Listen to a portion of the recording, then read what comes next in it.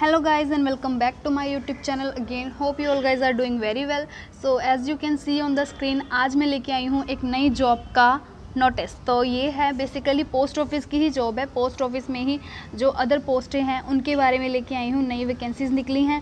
तो इस काफ़ी सारे कमेंट्स आ रहे थे कि मैम जीडीएस का नई वैकेंसी कब निकलेगी, जीडीएस के बारे में अपडेट करते रहना जब भी नई वैकेंसी आएगी।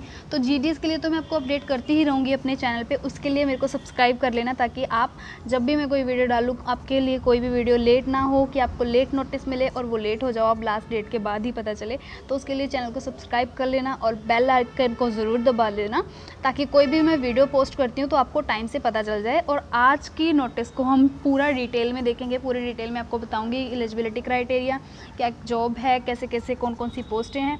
तो पूरी डिटेल जानने के लिए वीडियो को अंत तक ज़रूर देखना। Don't skip any part. Hope this video is very helpful for you. और वीडियो को लाइक कर देना क्योंकि आपको पता है जो नॉलेज है वो बिल्कुल जेन्युइन है। सो बेसिकली स्टार्ट करते हैं। जैसे कि आपको पता है डिपार्टमेंट ऑफ पोस्ट की ही जॉब है, government of India. It means ये सेंट्रल गवर्नमेंट जॉब है, पोस्ट ऑफिस के अंडर आती है। तो बेसिकली ये किस सर्कल के लिए निकाली गई है इस बार? असम सर्कल के लिए। जो असम सर्कल है सिर्फ उसी में ये पोस्टें निकाली हैं फॉर द गुवाहाटी। तो बेसिकली ये नोटिस जो है, नोटिस किया गया था जारी 27 जून को 2022, मतलब रिसेंटली अभी जारी किया गया है नोटिस 27 जून 2022 को। तो नोटिस जो है requirement of meritorious sports person, जो मेरिटोरियस स्पोर्ट्स पर्सन होते हैं जिन्होंने नेशनल लेवल या इंटरनेशनल लेवल के लिए खेला होता है, तो वो लोगों के लिए पोस्टें निकली हैं for the PA, postal assistant, sorting assistant which is SA, postman, multitasking staff in Assam postal circle. तो असम में जो पोस्टल सर्कल आता है उसके लिए ये 4 वैकेंसीज निकली हैं, पीए, एसए, पोस्टमैन और एमटीएस की। तो इसके बारे में हम डिटेल से देखते हैं आगे। तो यहाँ पे स्पेशली लिखा हुआ है कि डायरेक्ट रिक्रूटमेंट निकाली गई है for the meritorious sports person के लिए, open market under sports quota. सिर्फ स्पोर्ट्स कोटा वाले ही फिल कर सकते हैं, हमारे जैसे नॉर्मल पीपल नहीं कर सकते हैं जिन्होंने 10th 12th या ग्रेजुएशन की है। वैसे ग्रेजुएशन बेस होती है पीए की जॉब, बट यहाँ पे स्पोर्ट्स कोटा वाले हैं तो जो एजुकेशन लेवल है वो बहुत लो है। आगे आगे आपको पता चल जाएगा। सो असम सर्कल में फॉलोइंग पोस्ट इन असम सर्कल। तो कौन कौन सी पोस्टें हैं, क्या क्या वैकेंसी है, उसके बारे में मैं आपको बताती हूँ। फर्स्ट है पोस्टल असिस्टेंट विच इज़ पीए, ये पोस्ट ऑफिस में रहेगी। देन शॉर्टिंग असिस्टेंट जो कि रहेगी in railway mail service RMS में। Postal assistant in saving bank control organisation, PA रहने वाला है एसबीसीओ में। सेविंग बैंक कंट्रोल ऑर्गेनाइजेशन भी पोस्ट ऑफिस में ही आता है। ये अदर डिपार्टमेंट होता है विच इज़ बैलेंस और which is organise the saving accounts और control all the activities of saving bank. Then उसके बाद आता है 4th वन पोस्टमैन, जो कि नॉर्मल पोस्टमैन होते हैं सभी पोस्ट ऑफिस में। देन उसके बाद आता है मल्टीटास्किंग स्टाफ, जो एमटीएस होता है। ये आपको इंडियन पोस्ट ऑफिस में भी मिल सकते हैं, किसी पोस्ट ऑफिस में भी लगा सकते हैं आपको, जो असम का है, सॉरी असम के किसी भी पोस्ट ऑफिस में आपको लगा सकते हैं, या फिर आरएमएस में लगा सकते हैं, या फिर पोस्टल स्टोर डिपोट में। देन उसके बाद आता है शेड्यूल एक्टिविटी। तो बेसिकली ये जो नोटिस है वो जारी किया गया था 27 जून 2022 को। तो इसकी एंड डेट जो रहने वाली है वो है 27 जुलाई 2022, मतलब पूरा 1 महीने का टाइम दिया गया है। 1 महीने के अंदर अंदर आप इसके लिए अप्लाई कर सकते हो। तो अभी आज है 14 जुलाई, तो आप अभी भी आपके पास काफ़ी अच्छा खासा टाइम है आपके पास, तो आप अभी जाके भी अप्लाई कर सकते हो। 10-15 दिन आपके पास हैं।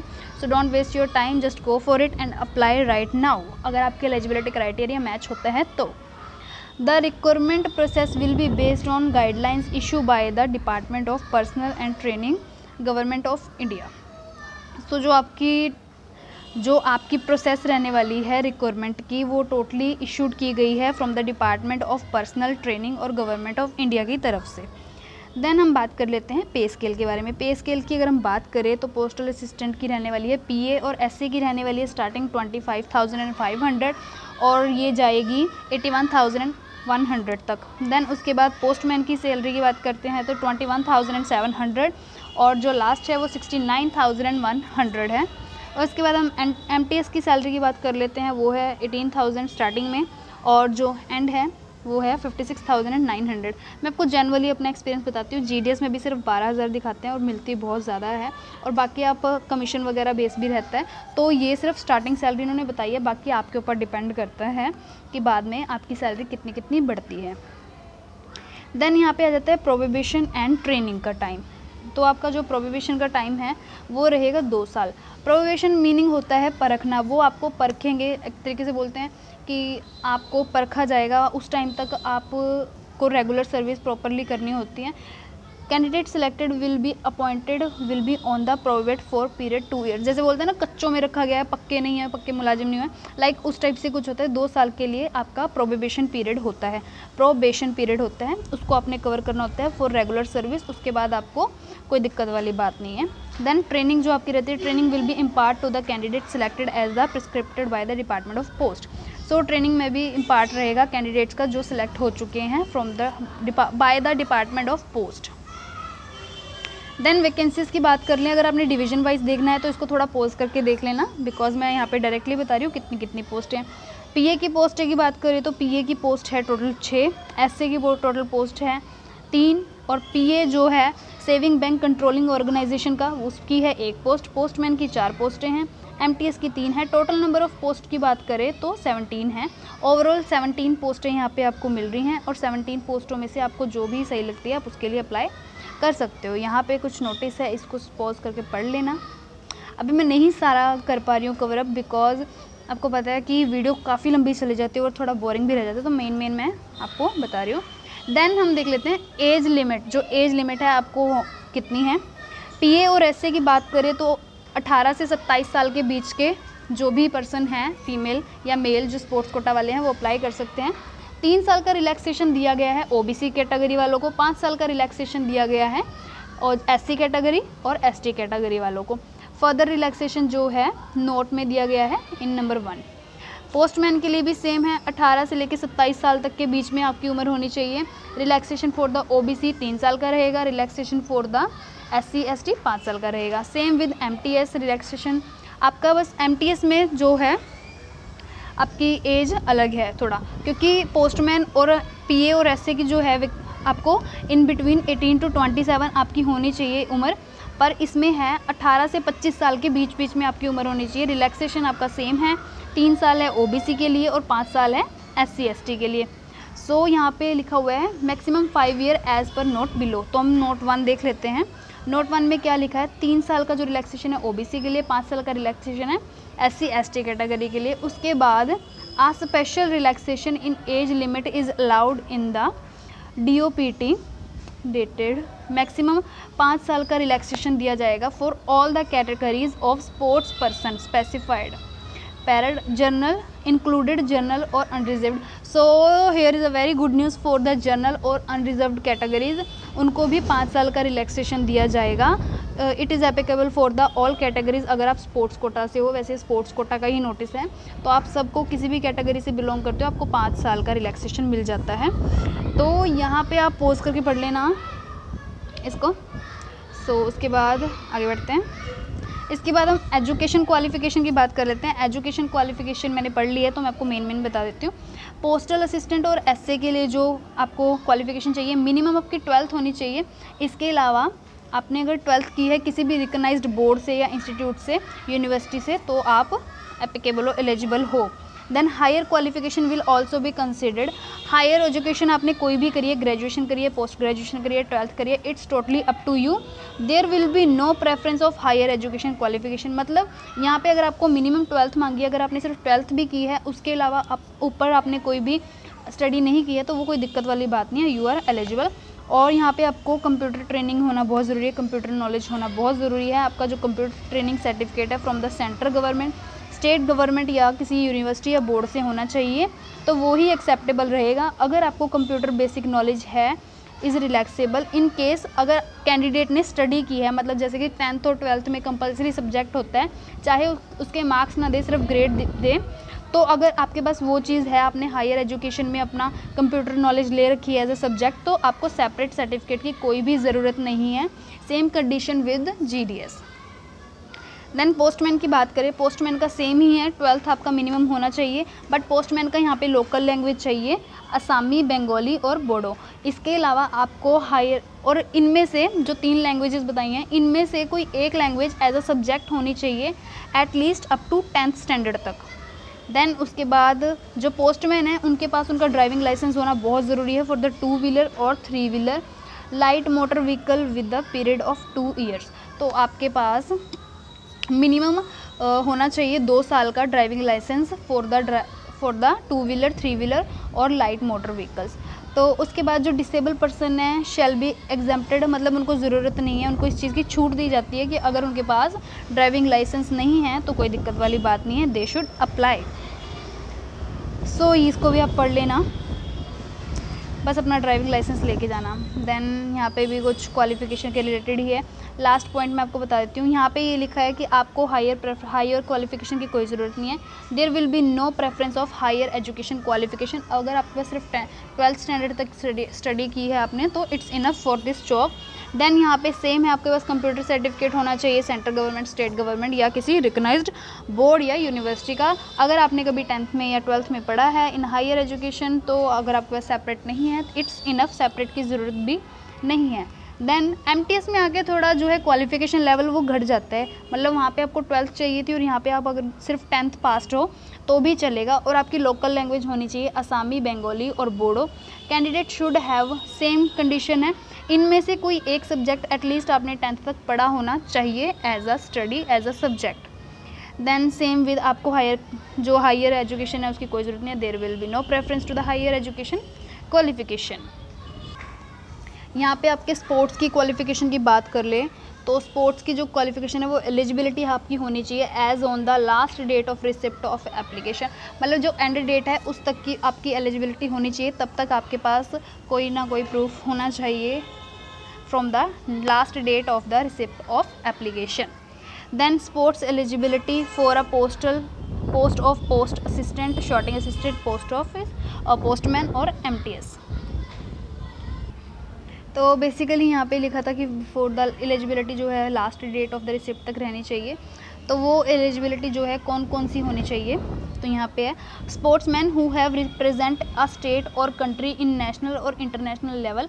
तो कोई ऐसा स्पोर्ट्समैन जिसने अपनी स्टेट को या फिर अपनी कंट्री को रिप्रेजेंट करा हो, या फिर अपने जो है कहते हैं स्टेट की तरफ से या फिर अपनी कंट्री को उन्होंने नेशनल लेवल या इंटरनेशनल लेवल पे खेला हो, जहाँ पे वो अपनी कंट्री के लिए खेले हों या फिर अपनी स्टेट के लिए खेले हों। देन उसके बाद आ जाता है sportsman who represent their university. जो बच्चे यूनिवर्सिटी की तरफ से जाते हैं फॉर इंटर यूनिवर्सिटी टूर्नामेंट्स के लिए, उसमें खेला हो for the sports board any game, इसमें कोई भी गेम वगैरह का भी नहीं दिया है, तो आपने अगर यूनिवर्सिटी की तरफ से भी खेला है अपनी यूनिवर्सिटी के लिए तो भी आप एप्लीकेबल हो। अगर sportsman who have represent there state school, अगर आपने स्कूल की तरफ से खेला है एट द नेशनल लेवल, और games for school conducted by the all India schools games जो सी होती हैं, अगर आपने उसमें पार्टिसिपेट करा है कभी तो भी आप एलिजिबल हो। स्पोर्ट्समैन हु हैव अवॉर्डेड, वो स्पोर्ट्समैन जिनको कभी अवार्ड मिला है national award in physical efficiency under the national physical efficiency drive की तरफ से, अगर आपको कभी भी नेशनल अवार्ड मिला है एज अ स्पोर्ट्समैन तो भी आप एप्लीकेबल हो। So here is a list of games and sports which qualified appointed, zone C games या जोन से स्पोर्ट्स अलाउड हैं, जोन से भी आपने खेली हैं इनमें से उसके लिए आप एप्लीकेबल हो। अगर इनमें से आपने कोई भी खेलना तो इसको पॉज करके देख लेना। There are total 64 games and sports. अगर आपने इनमें से किसी में भी खेला है अपने स्कूल की तरफ से, यूनिवर्सिटी की तरफ से, नेशनल लेवल पे, इंटरनेशनल लेवल पे, तो आप जा सकते हो, you can apply for this. तो अब यहाँ पे बात आती है कि खेला तो काफ़ी लोगों ने होएगा गेम्स को, स्पोर्ट्स को, बट यहाँ पे जो एलिजिबल है गवर्नमेंट मांगती है प्रूफ, तो जिनको अवार्ड, जो सिर्फ अवॉर्डेड हैं, जिनको कभी अवार्ड मिला है कंपटीशन में, सिर्फ वही एप्लीकेबल हैं। तो यहाँ पे लिखा है award certificate eligibility requirement of sports person only certificated awarded, जिन्होंने भी सर्टिफिकेट कोई प्राप्त किया है, कोई भी मान्यता प्राप्त की है, कोई गेम जीती है या कोई सर्टिफिकेट ही लिया है, तो उनके लिए ये वो लोग अप्लाई कर सकते हैं। देन यहाँ पे एक स्टेटमेंट भी लिखी है, as you can see, a candidate who can not produce produce self attested copies at least one certificate issue by one of the authority mention under. मतलब जो नीचे अथॉरिटीज़ लिखी हुई हैं ये सब मैं आपको भी बताती हूँ। इनमें से किसी भी अथॉरिटी के द्वारा अगर आपको अवार्ड दिया गया है तो आप एलिजिबल हो। अगर इनमें से कोई भी एक भी अथॉरिटी की तरफ से आपको आज तक अवार्ड नहीं मिला है तो आप एलिजिबल नहीं हो। So as you can see, अगर आपने नेशनल इंटरनेशनल लेवल पे खेला है तो security of national federation the game concern की तरफ से आपके पास होना चाहिए awarded authority awarded certificate. Then आपका नेशनल सर्टिफिकेट जो होना चाहिए। नेशनल कंपटीशन अगर आपने खेला है तो इस अथॉरिटी की तरफ से आपको अवॉर्डेड होना चाहिए। देन उसके बाद है इंटर यूनिवर्सिटी टूर्नामेंट अगर आपने किया है तो इस अथॉरिटी की तरफ से आपके पास अवॉर्डेड सर्टिफिकेट होना चाहिए। अगर आपने नेशनल या स्पोर्ट्स गेम ऑफ स्कूल की तरफ से खेला है तो इस अथॉरिटी की तरफ से आपके पास होना चाहिए। स्कूल अथॉरिटी में काफ़ी सारे रहते हैं, डायरेक्टर और additional education of state, joint और deputy director overall charge of sports. Then physical efficiency drive की तरफ से अगर आपने खेला है तो इस अथॉरिटी की तरफ से आपके पास अवार्ड या सर्टिफिकेट होना बहुत ज़रूरी है। Then there is a no time limit for validity of certificate of sports. However, the candidate should be within the age it will be prescribed. Age limit prescribed. Then method of selection की बात कर लेते हैं। खैर video काफ़ी लंबी चली गई है बट बताना ज़रूरी है। मेथड ऑफ सिलेक्शन की बात यहाँ पे कर लेते हैं फटाफट। मेथड ऑफ सिलेक्शन देखेंगे हम, यहाँ पे आप देख सकते हैं प्रेफरेंसेस जो हैं काफ़ी लंबी चौड़ी हैं। जो फर्स्ट प्रेफरेंस दी जाएगी वो दी जाएगी जिन्होंने कंट्री की तरफ से खेला है, इंटरनेशनल कॉम्पिटिशन्स खेले हैं उनके लिए। जो सेकंड प्रेफरेंस दी जाएगी वो दी जाएगी जिन्होंने कभी यूनियन टेरिटरी पे या फिर स्टेट लेवल पे या फिर सीनियर और जूनियर लेवल पे खेला है फॉर द नेशनल, तो उन लोगों को प्रेफरेंस दी जाएगी। और थर्ड वन जो है, जिस किसी ने कभी अपनी यूनिवर्सिटी को रिप्रेजेंट करने के लिए खेला है, इंटर यूनिवर्सिटी कॉम्पिटिशन्स में खेला है और इंटर यूनिवर्सिटी स्पोर्ट्स विन करे हैं, कोई भी मेडल या कोई position place up to third भी लिया है, तो वो भी प्रेफर्ड हैं in the preference third. Fourth में वो लोग आएंगे जिन्होंने कभी स्कूल के लिए खेला है स्टेट लेवल पे और नेशनल लेवल पे games for the school conduct हुई हैं उसमें और कोई मेडल जीता है, वो लोग फोर्थ प्रेफरेंस में रहेंगे। देन फिफ्थ वन रहेगी candidate who have been awarded national award, जिनको कभी मिला है फिजिकल एफिशिएंसी का under national physical efficiency drive के अंदर। देन उसके बाद सिक्स्थ वन रहने वाला है candidate who have represent a state, union territory, university levels 2 और 4 but could not win medals. तो यहाँ पे क्या कंडीशन थी कि अगर आपने कोई मेडल जीता है, यहाँ पे क्लियरली लिखा हुआ है वॉन अ मेडल, बट जो आपकी सिक्स्थ प्रेफरेंस रहेगी इसमें अगर आपने खेला है बट आपको कोई भी मेडल अवॉर्डेड नहीं हुआ है तो भी आप एप्लीकेबल हो, ऑन द सिक्स्थ प्रेफरेंस आपको माना जाएगा। So in the last there is a note, participant जो हैं इंडिविजुअल खेला है चाहे टीम में खेला है, they will be win giver their same preferences मानी जाएगी in case there are candidate with the same level achievement, national international university of the following criteria उनके ऊपर फॉलो होएगा। तो क्राइटेरिया के अंदर क्या पॉइंट आते हैं, candidate who has secured a higher position, जिसने ज़्यादा मेडल्स जीते हैं, जिसने ज़्यादा गेम्स में जीता है वो लोगों को प्रेफरेंस दी जाएगी। या फिर अदर केस जो रहेगा, अगर टाई हो जाता है, सेम लोग होते हैं, सेम बार उन्होंने जीता है और सेम मेडल्स जीते हैं, तो उसमें जिसकी डेट ऑफ बर्थ के अकॉर्डिंग एज ज़्यादा होएगी उसको प्रेफरेंस दी जाएगी। In case of tie of date of birth भी अगर सेम आ जाती है then first name of the applicant according to alphabet आपको प्रेफरेंस दी जाएगी। Then decision of the competent authority, chief post general और Assam postal circle will be binding. तो ये जो पूरा अथॉरिटी रहेगी, जो पूरी डिसीजन अथॉरिटी रहेगी वो रहेगी चीफ पोस्ट मास्टर के ऊपर जनरल और दूसरी रहेगी जनरल पोस्टल सर्कल। ये दोनों रहेंगे आपको सिलेक्ट करने वाली अथॉरिटी। देन उसके बाद रहेंगे डिस्क्वालिफिकेशन के चांस कहाँ पे रहते हैं। देयर यहाँ पे जो है, जो स्पोर्ट्स कोटा वाला पर्सन है वो बिल्कुल भी मैरिड नहीं होना चाहिए। A married person can married with a person having spouse living. So आपका मैरिड होना, अनमैरिड हो तो ज़्यादा अच्छी बात है, मैरिड ना ही हो तो ज़्यादा बढ़िया है। Marriage with any person shall be eligible for the service provided the central government और satisfied marriage under the provision law. मतलब आपके पास मैरिज सर्टिफिकेट होना चाहिए but exempt any person of the operator of this rule. But ये disqualification का chance है तो ध्यान रखिए कि मैरिड ना ही हो तो ज़्यादा बढ़िया है। डिस्क्लेमर आप इसको पोज करके पढ़ लेना, देयर इज़ काफ़ी ज़्यादा लंबा टाइम हो गया है। इंस्ट्रक्शंस जो हैं, इंस्ट्रक्शंस को भी आप थोड़ा पोज करके पढ़ लेना। सो मैं स्लोली इसको स्लो डाउन कर रही हूँ, इसको आप चेकआउट कर लेना। काफ़ी सारे इंस्ट्रक्शंस हैं, इंस्ट्रक्शंस में भी कैसे कैसे अपलोड करना है, कैसे कैसे अप्लाई करना है उसके बारे में ही है। लास्ट में बस डॉक्यूमेंट्स का पूरा दिया हुआ, Aadhaar card, PAN card, driving licence, voter ID, passport आपका।